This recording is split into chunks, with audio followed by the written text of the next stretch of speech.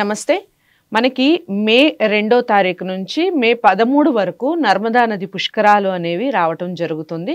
వీలైనంత వరకు ప్రతి ఒక్కరూ నదీ స్నానానికి వెళ్ళి చక్కగా పుష్కర స్నానం చేసుకోవాలని ఛానల్ ప్రత్యేకంగా కోరుకుంటుంది. అయితే చాలామందికి అసలు పుష్కరాల విశిష్టత ఏమిటి, దానివల్ల వచ్చే ప్రయోజనం ఏమిటి, ఈ విషయాల గురించి తెలియదు. దానికి సంబంధించి తెలియచెప్పడానికి ఈరోజు నాతో పాటు ఉన్నారు బ్రహ్మశ్రీ డాక్టర్ రవీంద్రనాథ్ సిద్ధాంతి గారు. ఎన్నో పుస్తకాలు రచించటం, ఎంతో మహాజ్ఞాని అని చెప్పొచ్చు. ఎన్నో విషయాల మీద మనకి ఛానల్లో చాలా కార్యక్రమాలు గురువుగారితో నేను చేస్తూ ఉన్నాను. ఈరోజు పుష్కరాలకు సంబంధించి ఒక సిరీస్ చేస్తూ ఉన్నాను. ప్రతి వీడియోని ఫస్ట్ నుంచి లాస్ట్ వరకు వాచ్ చేసే ప్రయత్నం చేయండి. గురువుగారితో మీరు ప్రత్యేకంగా కలవాలి అనుకుంటే స్క్రీన్ మీద కనపడే నెంబర్కి కాల్ చేయాల్సి ఉంటుంది. నమస్కారం గురువు. నమస్కారం. పుష్కరం అంటే 12 సంవత్సరాలు అని అంతో ఇంతో ఐడియా ఉంటుంది. అయితే ఈ పుష్కరాలకు సంబంధించి కేవలం నదీ స్నానమే ఎందుకు చేయాలి, అక్కడికే ఎందుకు వెళ్ళాలి అని అనేవాళ్ళు ఉంటారు. అలాగే పుష్కరాల స్నానం చేయడం వల్ల వచ్చే ప్రాధాన్యత ఏమిటి అనేది తెలియని వాళ్ళు ఉంటారు. మీరు చెప్పండి. మొట్టమొదట పుష్కరం అంటే ఏమిటో, పుష్కరుడు ఎలా ఏమిటో తెలుసుకుందాం. అయితే మీరు అన్నట్టు పుష్కరం అంటే 12 సంవత్సరాలను పుష్కరం అంటారు. కానీ దానికి కొంచెం అంటే సంస్కృత పదంలో కాబట్టి దానికి నానార్థ చంద్రికలో కొన్ని వేర్వేరు పదాలు ఉన్నాయమ్మా. పుష్కరం అంటే పుణ్యము అని అర్థం ఉంది. తర్వాత ప్రత్యేకంగా చేయవలసిన కార్యము అని అర్థం ఉంది. ఇట్లా నానార్థ చంద్రిక అనేటువంటి నిఘంటువులో తీసుకుంటే, అయితే ఈ పుష్కరుడు అనేటువంటి వాడు ఎలా మనకు తయారయ్యాడంటే, ఈ పుష్కరాలు ఎలా ఆరంభమయ్యాయి, ఇతపూర్వం లేవు, కొన్ని సంవత్సరాల క్రితం, కొన్ని వేల సంవత్సరాల క్రితం. అయితే తుందిలుడు అనే ఒక బ్రాహ్మణుడు ఏం చేశాడంటే, ఏదైనా చేసి నేను ఒక గొప్ప పేరు, విశిష్టమైన స్థానాన్ని ఈ యొక్క నేను జనంలో పొందాలి అని ఒక నిశ్చయం చేసుకున్నాడు. చేసుకొని అది కూడా ఎక్కడ చేసుకున్నాడు, నర్మదా నదీ తీరంలో చేసుకున్నాడు. అది ఏకాగ్రతకు నిలవు. చేసుకొని ఏం చేశాడంటే, శివుని గురించి అబ్బో ఎంత తపస్సు చేశాడంటే, అంత ఘోరంగా తపస్సు చేశాడు శివుని గురించి. శివుడు ప్రత్యక్షమయ్యాడు.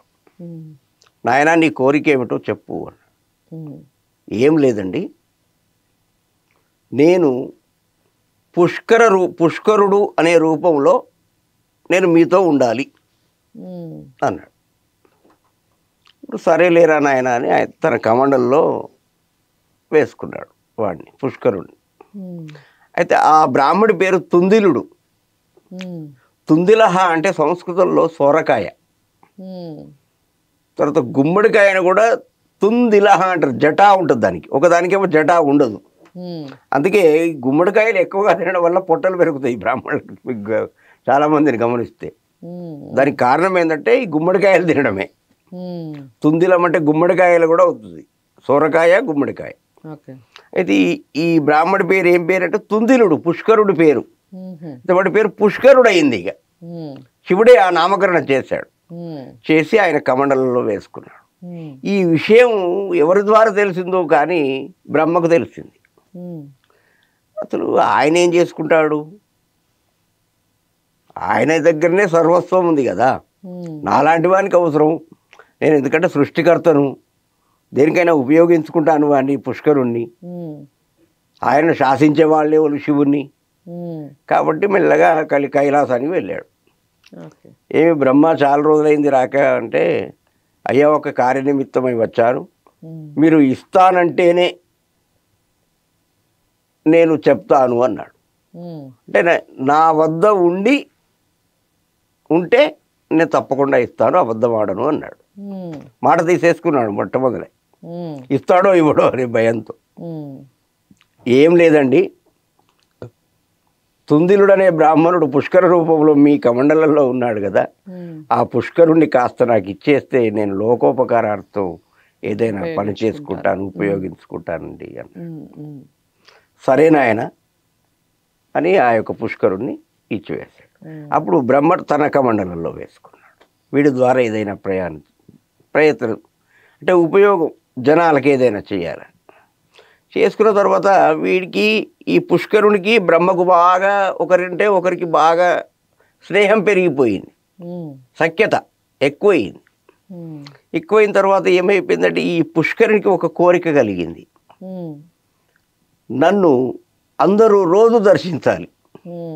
అంటే ఇప్పుడు ఇగో అనేది అంటే ఈర్ష్య అనేది మెల్లగా ఎలా తయారవుతుందంటే మొట్టమొదటిది ఉండదు మన దగ్గర, కొంత ఎవరో మనకు అంటిస్తారు దాన్ని. అంటించిన తర్వాత దాన్ని మెల్లమెల్లగా మనం దాన్ని పెంపొందించుకుంటాం. అంటే మొట్టమొదలు ఎక్కడో అసలు వాడు మామూలుగా ఏదో వృత్తి చేసుకుంటూ బ్రాహ్మణుడుగా ఉన్నటువంటి వాడికి శివుని దగ్గరికి వెళ్ళాడు, శివుని దగ్గర నుంచి బ్రహ్మ దగ్గరికి వచ్చాడు, బ్రహ్మ దగ్గర నుంచి ఇప్పుడు వాడికి ఏం ఆలోచన వచ్చింది, నన్ను అందరూ రోజు స్మరించాలి. అంటే కనీసం నేను అంటే నేనంటూ ఒక గొప్పవానిగా కీర్తించబడాలి, బ్రహ్మ విష్ణు మహేశ్వరుడు కూడా నా వద్దకు రావాలి అనే ఒక కొంచెం ఈగో వచ్చేసిన తర్వాత ఈ పుష్కరుడు ఏం చేశాడంటే, మరి నేను ఉండనండి, నేను ఏదైనా తీరంలో ఉంటాను, నదీ తీరంలో ఉంటాను. సరేలే అంటే మరి ఎక్కడుంటావు? అప్పుడు శివుణ్ణి అడిగాడు, అయ్యా ఎక్కడుండమంటాడు నన్ను. ఇక విష్ణువు జోలికి వెళ్ళలేదు ఇంకా.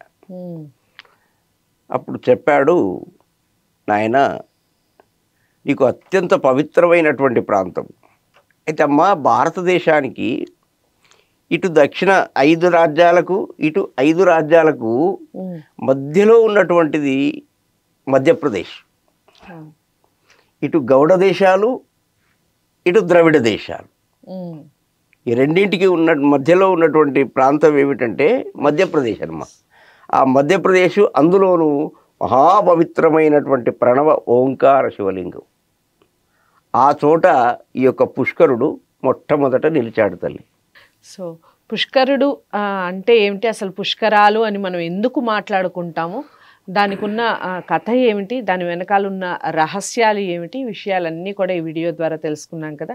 అలాగే పుష్కరాలకి సంబంధించిన విశిష్టతను వివరిస్తూనే నర్మదా నది యొక్క పుష్కరం యొక్క ప్రాశస్యం ఏమిటి అనేది తదుపరి వీడియోలో తెలుసుకుందాం. తప్పకుండా ఈ వీడియోని లైక్ చేసి షేర్ చేయండి, ఛానల్ని సబ్స్క్రైబ్ చేసుకోండి.